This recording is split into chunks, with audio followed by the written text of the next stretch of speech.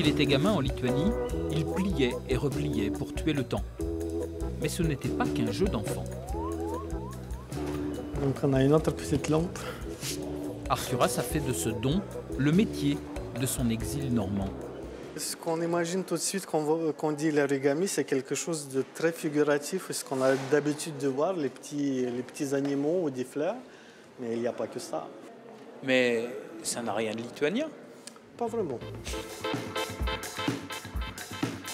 En Lituanie, Arturas a étudié le design industriel, ce qui lui donne aujourd'hui l'audace d'imaginer des pièces toujours plus élaborées. C'est le procédé du pliage, c'est-à-dire qu'on part d'une feuille complètement plate et juste à l'aide des plis, on arrive à avoir du volume et des formes étonnantes en fait. Et on peut faire quasi tout. Dans son atelier à Rouen, Arturas conçoit des luminaires, du mobilier, des décors de spectacle. Comme beaucoup de jeunes gens de sa génération, il a quitté la Lituanie pour profiter de la liberté de voyager qu'offrait l'Europe, avec l'espoir d'une vie meilleure, parce que son horizon professionnel semblait bouché.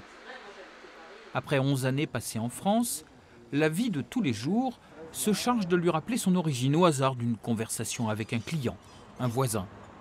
En général, ils pensent que c'est plutôt Espagne-Italie. Après, s'ils voient le nom, ils pensent que c'est plutôt grec. Plus d'1 million de Lituaniens vivent aujourd'hui à travers le monde, déracinés de leur terre natale, mais jamais complètement chez eux, ailleurs.